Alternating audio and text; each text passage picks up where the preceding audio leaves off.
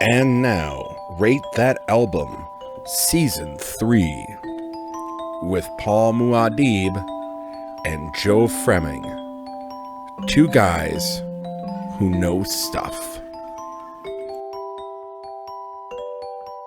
Hi, and welcome back to Rate That Album, the back and forth podcast review with myself, Paul Muad'Dib, and my good friend Joseph Fremming. How you doing, Joe? Doing fantastic. Fantastic. That's what I like to hear. And yeah, we do album reviews. And this week we picked a doozy. I should say I picked, not we. This Mortal Coil, It'll End in Tears. Joe, what was your initial impressions and what did you know of It'll End in Tears before I picked it? I just had heard of the band before, didn't know much about it. So I kind of went in completely blind.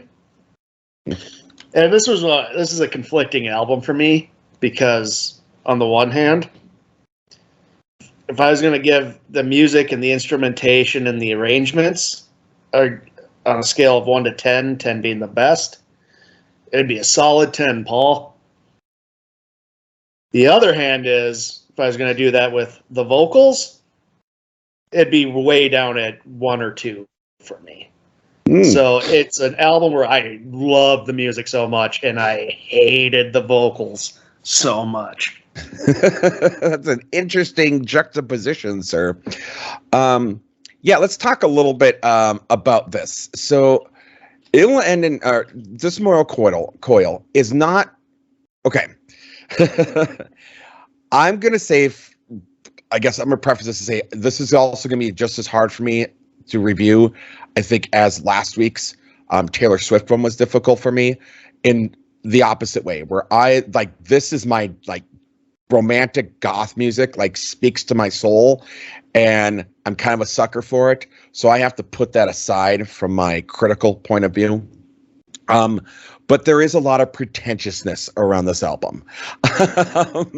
This is from called 4AD, really, which was is a music label. And this is something that I think is just awesome. Like, I wish more labels would do this, where the Ivo Watts Russell and Peter Kent founded this label in 1980, and they brought in a lot of like alternative rock, dream pop, goth.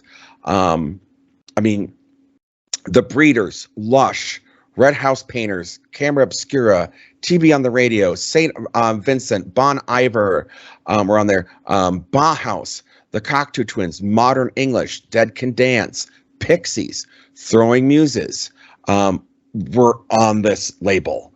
And what Ivo did is he brought in a collaborator and then went to these bands and said, hey, I want to make like a collective, like somewhat of a super group, but not to promote or try to take away from your bands, but to promote the label. And that's how we got This Mortal Coil. They only put out 3 albums with this. And basically each iteration has different bands and like different artists from different bands on each one of the 3 albums that they end up doing this way. You saw a lot of this happening in the late 90s and early 2000s. Indie hip-hop, they did a lot of this too, where they would grab... Some of them became full-blown bands like Doomtree. Yeah. Out of Minneapolis. There's a lot, what was it? Atmosphere's label did some of this. Anticon was infamous. They had probably one of the best hip-hop albums, which was very much in the same vein of this with Deep Puddle Dynamics. So, yeah, I really like it when labels do that, to kind of like push the label and showing your talent within and seeing how they work together. And a lot of times, they juxtapose each other, and it kind of makes this beautiful chaos. It is fantastic. And I'm just, again, I'm here for it. As the young kids say, I'm here for it. So yes. And I sent you an article. Did you get a chance to read that article? No, No, I but- was in California during our little hiatus. Nope. so. Totally fine. So again, we don't really talk, like I said, but this is something that I did send you, and I'm going to quote it. It's from the Vulture, and the title of the article is "How a Bunch of Romantic Goths Changed Music as We Know It." And this album specifically was, this album was brought up in you remember the movie The Doom Generation? Maybe you saw it, maybe you didn't. But Rose McGowan talks about this album. Again, Patton Oswalt talked about this album.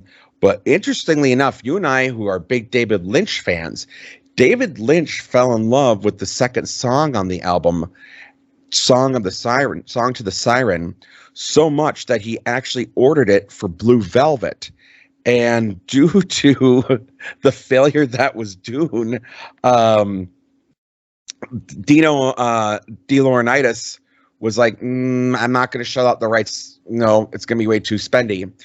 And so he tried to get it again for Twin Peaks, and ended up, he had Badalamenti create the Twin Peaks thing in reference to this.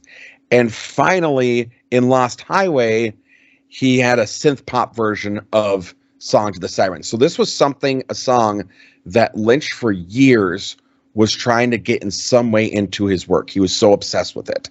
It's funny you mentioned that, because I was through all these songs, like I said, I love the instrumentation. And I was really, I'm not a big fan of the vocals. And I was just thinking, who would be like the perfect vocalist for all these songs? Julie Cruz kept coming to my mind on each of these tracks. Like, imagine her vocals with this instrumentation. Yes. Holy shit. Yeah, phenomenal. It would be. The instrumentation in this album is fantastic. Very Lynchian. Very Lynchian. Very Lynchian. Like, if you took the vocals out, I would love to take the vocals out of this and then play it. Like, how people did the Dark Side of the Moon with Wizard of Oz. I'd like to do this with Eraserhead. Yeah. I think it would work. I think it would really work with Eraserhead. There is something amazing. And I think we'll get into as we get going here a little bit more, but let's talk about what this.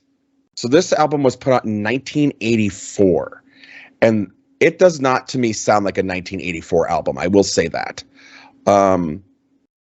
And this iteration of This Mortal Coil had Elizabeth Fraser from Cocteau Twins. It also had Robin Guthrie. It had Lisa Gerrard of Dead Can Dance. It had another member of Dead Can Dance. It had John Fryer, who was one of the producers on it. It had Cindy Sharp of Cindy Talk. It had members of Color Box on here, Wolfgang Press on this album, Exmil Deutschland was on here, and Howard Devoto of the Buzzcocks.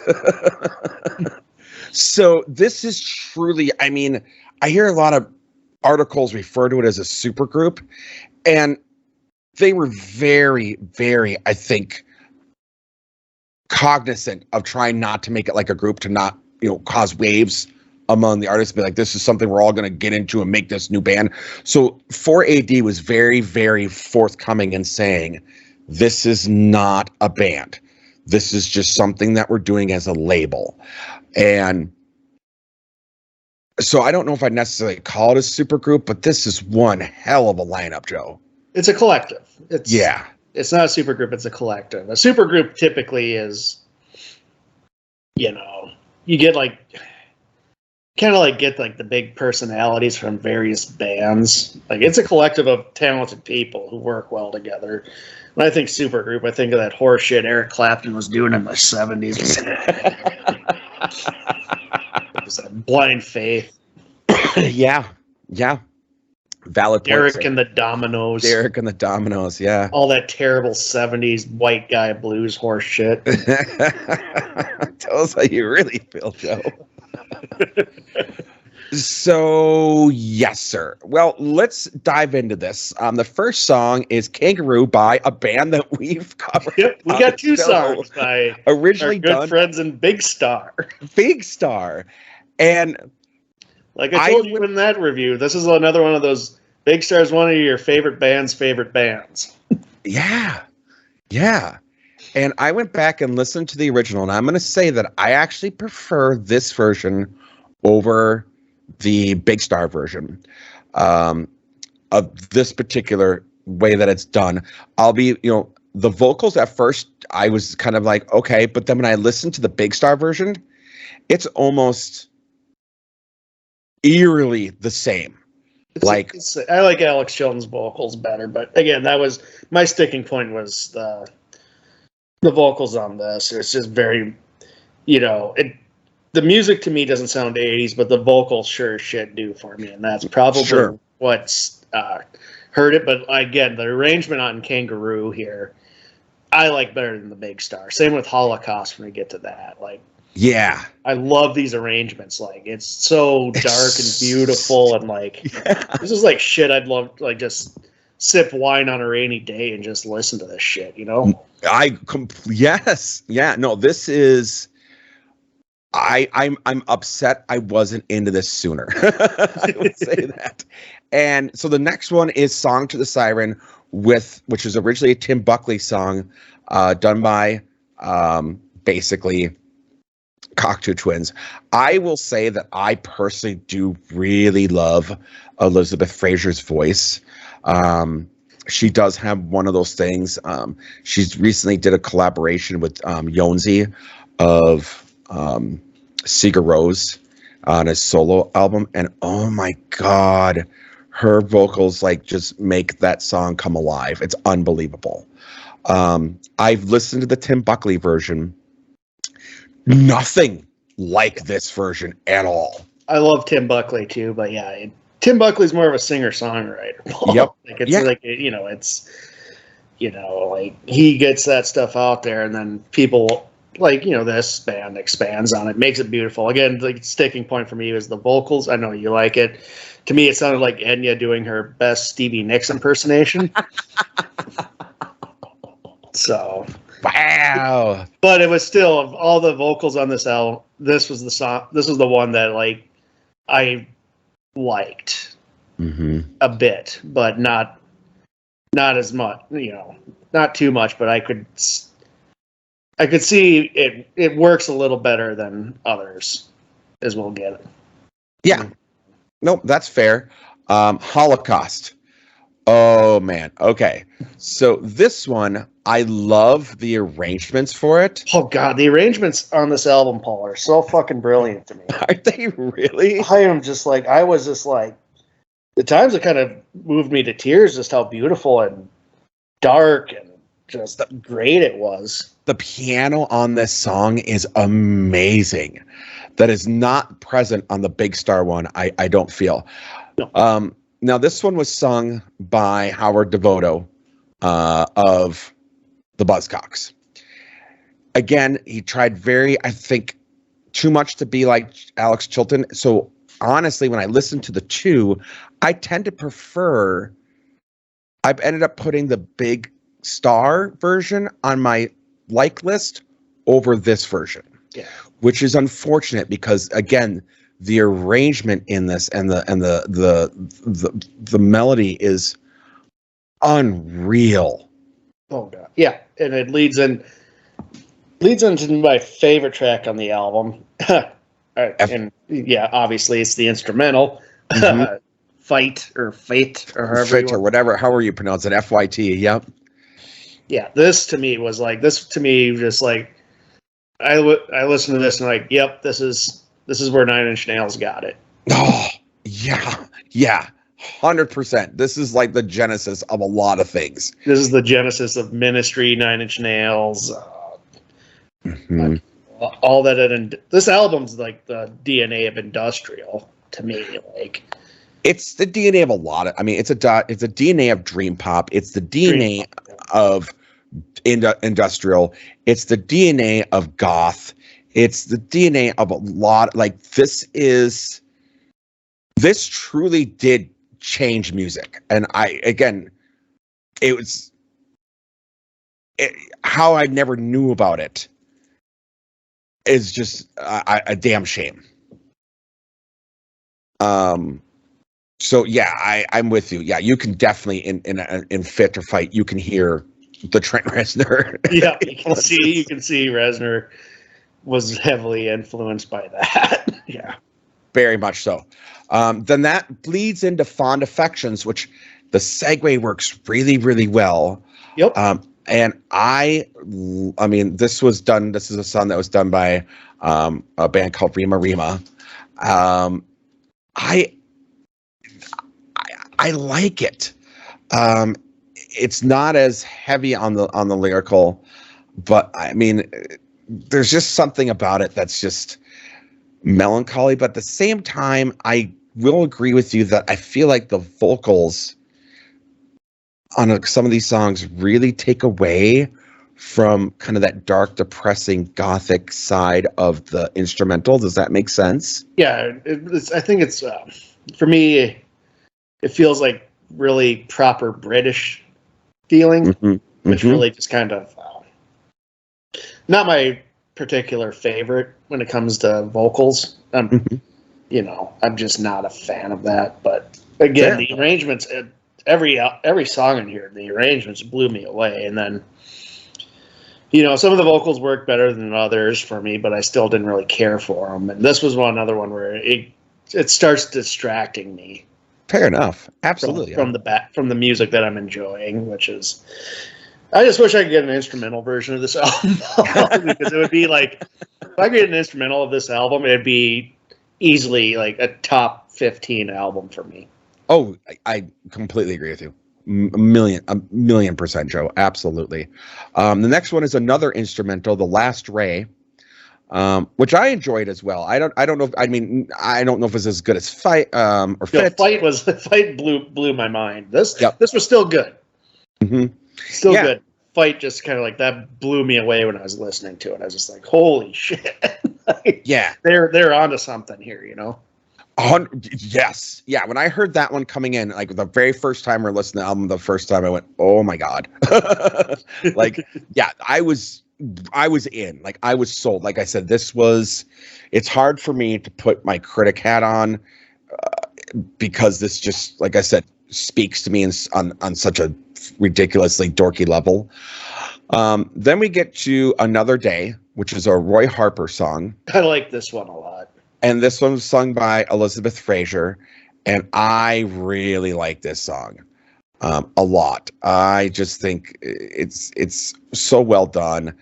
And the lyrics fit it. I mean, it does. It helps that I like Roy Harper a lot too. Like I don't know about you, but you know, I'm probably one of those people who got into Roy Harper because of Pink Floyd, because it's the vocalist on Have a Cigar. Yep. No, 100. Yeah, I didn't know, because I knew that you're right on, because when going down a rabbit hole like we normally do, I was like, that's not a member of Pink Floyd. Yeah. And I was like, this Roy Harper guy, and he's another. I can see, and I like the diversity of the covers here a bit, because they're coming from a lot of like just songwriters, and they're given this. I don't know if I would call it lush, but this very atmospheric interpretations. Yeah, these songs that like a lot of times are just guy or girl on a guitar or whatever. So it's very interesting how they approach, and this is what I love about. This is how you do covers right for me. If you're gonna do a cover, I don't want it to sound exactly like the original source, because why the hell am I listening to your cover then? Yeah, absolutely. I'm with you. I prefer diversity on a cover. I know it's been getting a lot of resurgence. We've already talked about Kate Bush in another podcast, but we didn't do the running up that hill. But which I love that song. Love that song. But I also mentioned that on our podcast we've covered Metallica and Kate Bush. Joe Brown pointed this out. He's like, "Did you and Paul will this to be into Stranger Things?" To which I responded, "I'm like, I hope season 5 has Joe's Garage in it." I want to hear That's what the song I sent him was. Why does it hurt when I pee? Yes, I want to hear that. I want to see one of the boys like get attacked, and why does it hurt when I pee? Yeah, or someone just give someone VD and make them sing that song. Yeah, they'll be old enough. They'll be all in their 20s. Yeah, they'll be all in their 20s. Give it to someone. Give it to I don't care who it is. Just give someone VD and make them play that song. Those of you that are Stranger Things people that are listening to this, or Lucille's messed up my mind. Make a character named Lucille and put it in there. So yeah, but going back to that Kate Bush, I love that song. But the Placebo version, I think, has a really good interpretation of it, and is completely different than the original. And those are the covers that I appreciate. Yeah, I'm in the same boat as you. It's just do something original and special with a cover, or just don't do it at all. Yes, And make it your own. And that's like one of the reasons I love later era Johnny Cash when he starts doing covers, because he's doing those covers and he's making it his own, and he's not trying to sound like the weird group of artists that Rick Rubin threw his way. He's just doing it his way, and I think that's what makes a successful cover. If you make it your way, you're doing it right. 100%.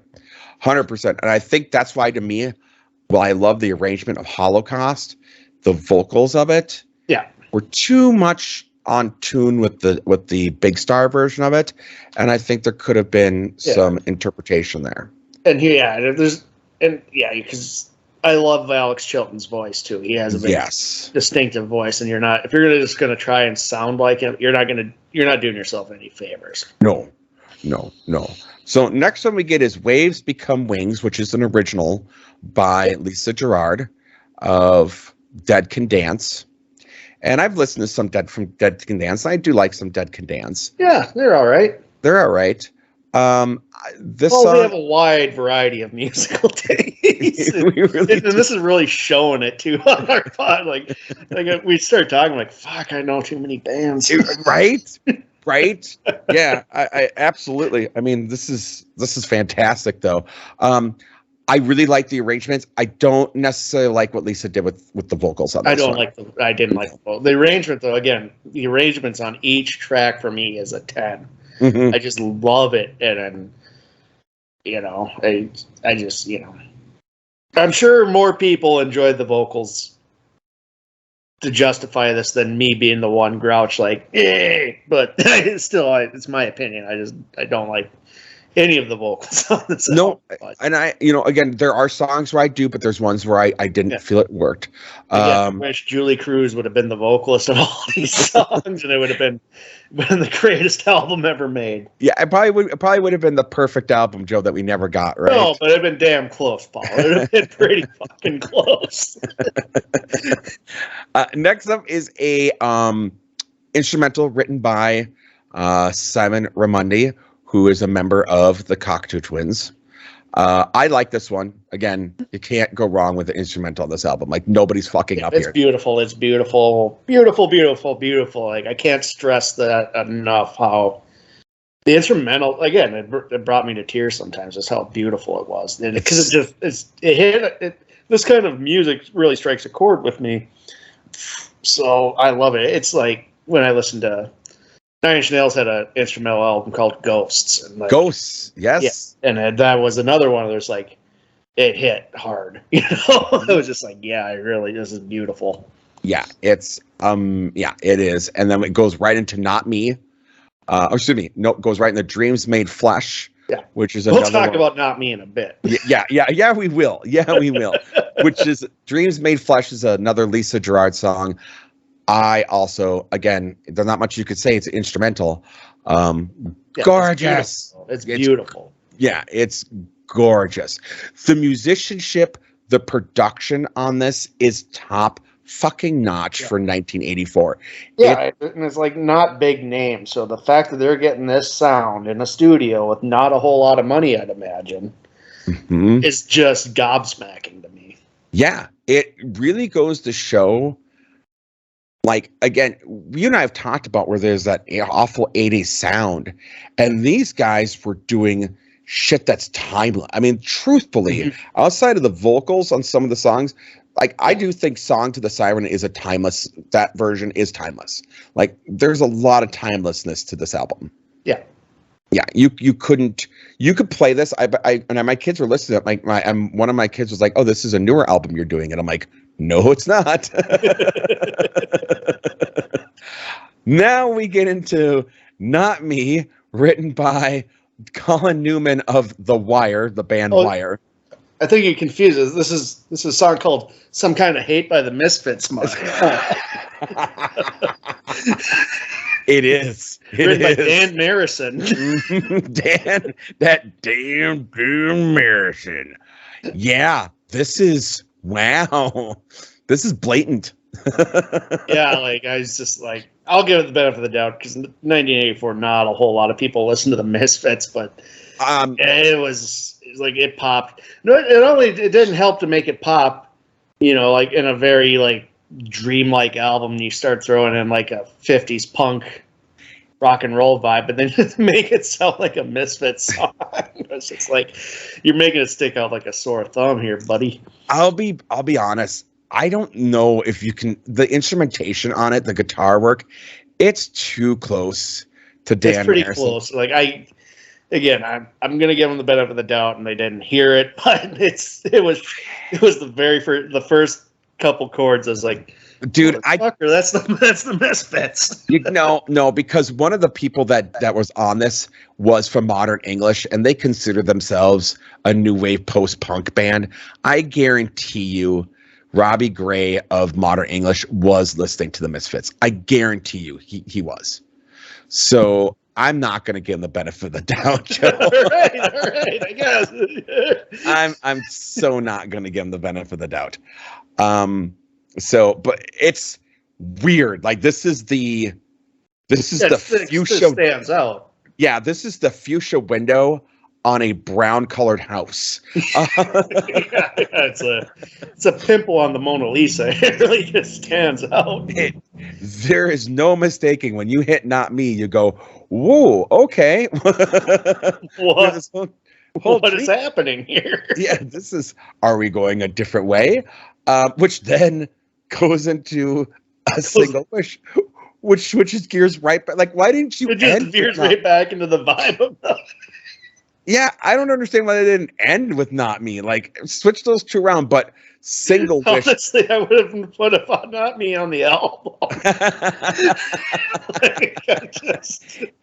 It doesn't fit anywhere. Like, we're big sticklers with sequencing. This is almost a damn near perfect sequence, and then it's Not Me, and then goes back. I know. It just disrupts the whole album. It's a good song, but not for this album. It'd be like throwing Revolution 9 in the middle of Revolver. Like, that's kind of what it is. It is a punk song. It is a Misfit style punk song on an otherwise goth dream punk album and dream pop album, and it does not fit. Like, when I first heard it, I was like, oh, that's the end of the album. And it's like, my players, just because I use YouTube Music, which then goes into another album or a different song. So I'm like, oh, okay. And then I look, I'm like, what the fuck? No, this is still the same album. Like, I really thought it was a different album. Yeah. Yeah, it came out of nowhere. I did the same thing on my Amazon Music because, at the end of the album, they'll play artists like. And so I'm like, well, I mean, maybe this band was on the label. I don't know, because this label had all sorts of Pixies. I mean, you don't know what's going to happen. Mm-hmm. Oh, no, it's on there. It just swings back into Single Wish, which I think is a really good way to end the album. It's just kind of there's something nostalgic about the violin or the bass, or like that violin sound that runs to it. I can't pinpoint it, but every time I hear it, I get this vibe of I've heard this something similar like this before, and it's too far out of the reach of my memory, but I know I've heard it before and I loved it, but I cannot for the life of me ever remember where I originally heard it. And it is just a great way to end the album. Yeah. We didn't really go into the lyrics, and I'm going to be honest, there's not really a point because most of these are covers. Yeah, they're covers. They're covers. So, it's not like they're doing interpretation of these things. It's not like Taylor Swift who's writing her own lyrics and other bands that are writing their own lyrics. It's like when we did Shatner, like there's covers and the only he had a theme, but it was like, well, why were we going the lyrics of Rocket Man when it's taken completely out of context on a Shatner album? Yeah. So this album was loved. It debuted, it was number 1 on the UK independent charts. It was 38 on the UK album charts. Song to the Siren was all over. Kangaroo was the other single from this album, which makes sense to me. Again, over in UK, didn't really get a lot in the US.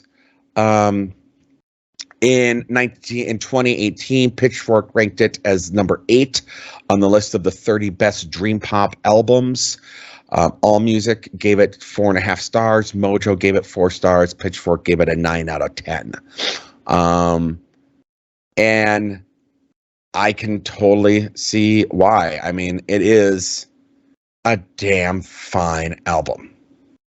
Yeah, it's really good. Yeah, it's, again, my sticking point was the vocals, which I'm not a fan of, but God, the instrumentation and the presentation and the production is just so beautiful and mind-blowing for pretty much an indie band. Yeah. Or an indie collective. Their next album was Filigree Shadow, and that featured members of Breathless, featured members of Diff Jews. It featured Alison Limerick. It featured, again, Dead Can Dance. It featured Colorbox, Wolfgang Press. Interestingly enough, it did not have any of the of Elizabeth Fraser, but it did have more Simon Raimondi of Cocteau Twins. And Joe, they must have heard you way back in the past, because a majority of that album is instrumentals. Smart guy. You're a smart guy, Joe. Yeah, I'm a funny guy over here, Paul. Real joker. Shamed him in the future. Yeah, that Dan Marison time loop we talked about with Danzig 3. Goddamn Dan Morrison. Yeah, this one was of the 25 tracks, 13 are instrumental, and it was actually the first double LP released on 4AD. And so, I mean, they went ahead and like, hey, we're going to make our own double LP. So, as a label. And then the final one was Blood, which was NME Music ranked at number 493 on its list of the 500 greatest albums of all time. That one features members Kim Deal and what's her nuts of Kim Deal and Tanya Donnelly of the Breeders, because the Breeders were on the label at that time. Still had more of the Colorbox and Fraser Chorus. At this point, I don't believe Cocteau Twins with 4AD anymore. So yeah, just kind of a lot of the staples there. Really, there's even a Syd Barrett cover on their final one called Blood. Yeah, they did a Syd Barrett cover of his song Late Night. Yeah, so there you go. they only did these 3 albums. I think was phenomenal. I'm not sure why they stopped doing it. Yeah. I mean, there's not a lot on their label anymore. It's not a big label anymore. So I think that had a lot to do with it. In the business of reissues now at this point of, I think what the Breeders, I'm guessing Pod was the album the Breeders did on 4AD. I'm going to guess it was. That's my favorite Breeders album anyway. It's their first one, or one of the first Let's take a look. Their first one. Yep. 4AD gave Dylan Donnelly a budget of $11,000 to make the album. Yep. Pod. Yep. So that was 4AD. Yep. All right. So that is It Will End in Tears. Joe, I'm going to go. What would you do for recommendations on this one? I would say I would recommend it, but I mean, because I think it's a beautiful album. Like, if you're listening to these reviews and you know my point of view on a lot of music now. So if you're a stickler for, if you don't like really pretentious British vocals, that might get in the way. But I just ignore them. I ignored the vocals. I had to. So just because I couldn't stand them. But the music was so well done that, yeah, I will recommend it.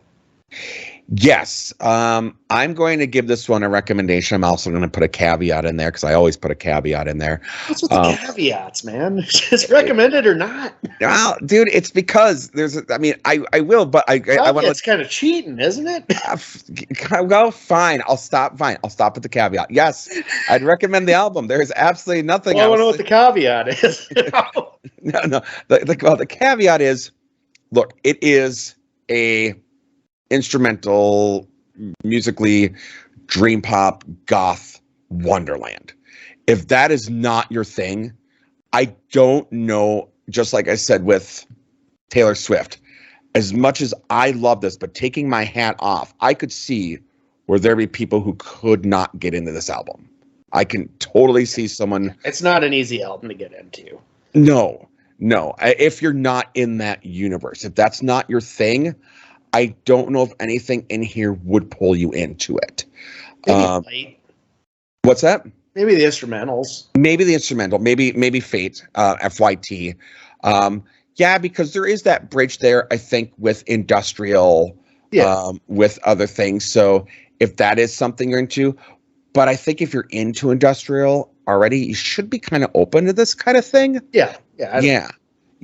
But if this is like not your thing, like melancholy music that's kind of going to make you think and contemplate and you just kind of vapid, yeah, you're not going to like, you're going to have a bad time. You're going to have a bad time. You're going to have a bad time. So that's my caveat there. Joe, what is going on with the Joe Down, sir? Well, we're going to be doing Invincible here. I went on vacation. Now Brown's on vacation. So when he gets back, that'll be the end of sports month. Once again, extends into August because we got stuff to do. Okay. No, that's awesome. That is absolutely awesome. All right. Joe, what are we doing next week, buddy? Oh, Paul, this can either be a quick answer or it can turn into a rabbit hole here, but I'm going to give you a choice between A and B, Paul. One of these is the Wheel of Shit. The other is considered a Stone Cold classic.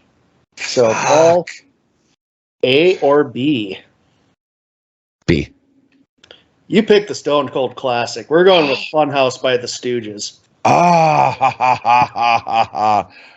Yes. Thank God. I learned my lesson. A for asshole. I wasn't going to do it. Yes. Iggy and the Stooges. Iggy and the Stooges. Mm-hmm. Weird, jazz influenced proto-punk Detroit rock. Man. Oh, this is a classic, sir. Considered by a lot of, I think it's one of Jack White's favorite albums. It's a lot of people's favorite Stooges album. So I figured we get a little Iggy in the mix now. I like the fact that we're bringing in Iggy. Yeah, no, this was. I'm excited. I'm familiar with this album. I love this album, so I will be happy. It's a wild album. I listened to it like last week, and I was just like, "This is a fucking wild album." Yeah, it is. Well, I mean, have you ever seen? I mean, if you guys haven't seen Iggy on stage, do yourself a favor. Don't look it up.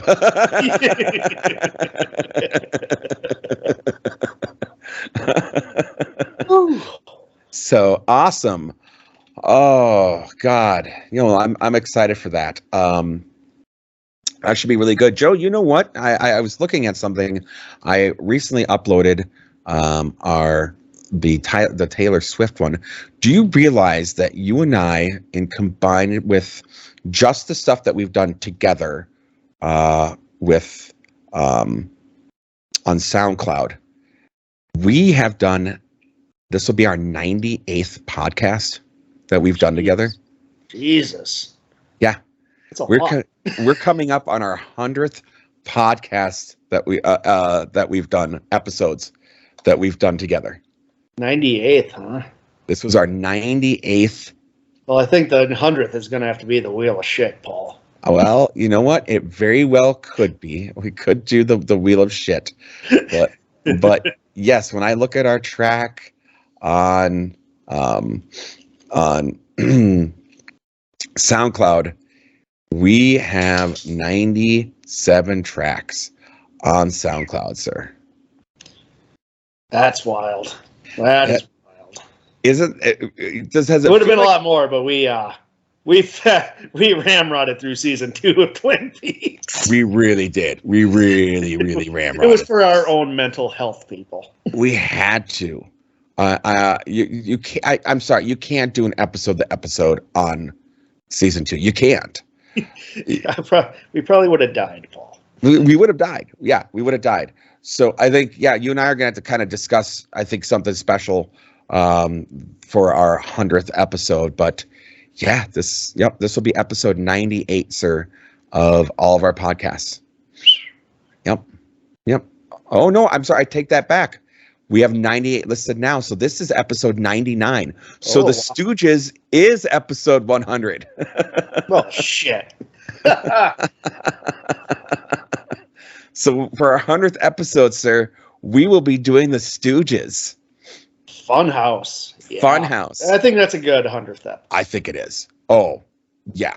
I mean, I know we're jumping ahead of ourselves, but I mean, that album, no one... I mean, the lowest rating it's got is like a 4-star rating. Yeah, we'll talk about it. But I remember buying it because I had their first album, the 1969 one. Yep, the Stooges. And I was, that's very, it has like, I Want to Be Your Dog on it and stuff like that. Yep, which I covered. 69. Yeah, you have. Yeah, me and the band, we used to do I Want to Be Your Dog. Yep, live on stage. Oh, yeah. And so when I bought Funhouse, that threw me through a loop because it's very different. Very different. They never done anything like it again after either, so. Which is weird. Which, I mean, Iggy has himself, I think, kind of gone down that road a little bit. But yeah, I don't understand. I mean, when you do something like this, though, how do you recreate it? Yeah, it's I believe they're all just on LSD the whole time they're recording it too. So that's probably one of the reasons. Good for them. Yeah. Hell yeah, brother. Hell yeah, brother.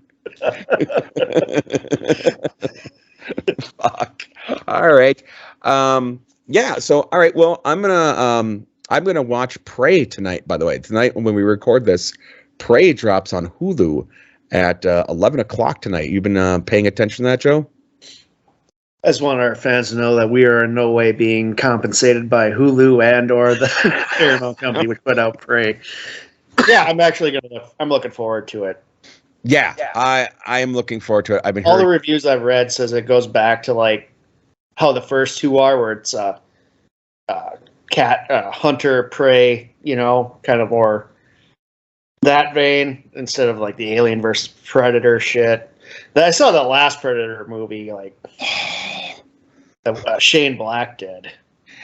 Yeah, that was a disappointment because I really liked the movie. I think he did it either before or after, was with The Good Guys with Russell Crowe, and that was a buddy cop movie. But it was, he does that well. He didn't do Predator well. well, so Shane Black has been known for he's a great writer, really. Screenwriter. He wrote. Didn't he write Lethal Weapon? He did write Lethal Weapon. Actually, one of the reasons why he was hired to be in the original Predator. Yeah, people got to remember he plays one of the soldiers in the jungle.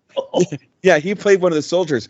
One of the reasons why they hired him to be in that movie was because they said, "Hey, if we could get him here to act, we can have him do a run through of the script." And and he saw this ploy ahead of time. The only thing that Shane Black added to that movie was the echoing pussy joke. That's the only thing he added to the Predator movie. A lot of people credit Shane Black for the Predator being so good, and that's actually the only thing he added to it. But yeah, no, he was. They were going to pay him the script doctorate, and what's the point? Yeah, what's the point? They're like, hey, we'll give you a small role in this as Hawkins. And they're like, hey, by the way, since you're here acting in this movie, can you take a look at the script? Oh, assholes. Yep. Same thing with Dead Heat. Actually, he's an unscripted script doctor for Dead Heat, for The Hunt of Red October, and unfortunately, RoboCop 3. But yeah. But the Predator... PG-13 vehicle, right? The PG-13 vehicle. The Predator, though, was plagued with studio interference. Unfortunately, I don't blame, since we're just discussing it. He did hire that sexual assaulter. Yeah, he did. That was a controversy. Yeah, one of his buddies, they actually cut that scene out and then put it back in. And there's a lot... They redid the whole ending because the studio wanted a more of an action-y based thing, and that's why that ending really just the whole movie falls apart in the third act. And the movie falls apart right out of the gate for me. Like, it was at least somewhat entertaining, but the ending did not help.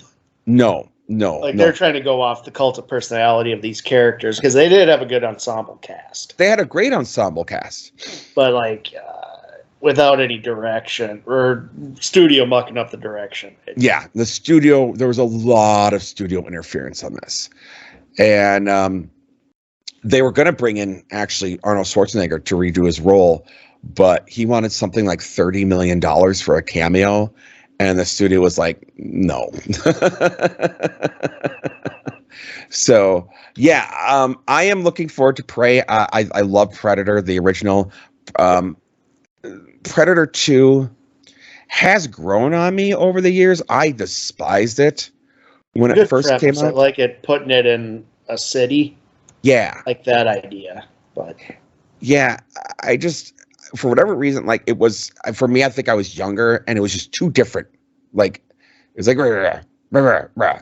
And over the years, I've started to respect it more and like it more. And it's such a great B movie. Like, really, I mean, it's like every fucking 80s post-apocalyptic, ridiculous over the top movie. So, everyone. Not all the sequels can be Speed 2 Cruise Control. My favorite movie of all time, sir.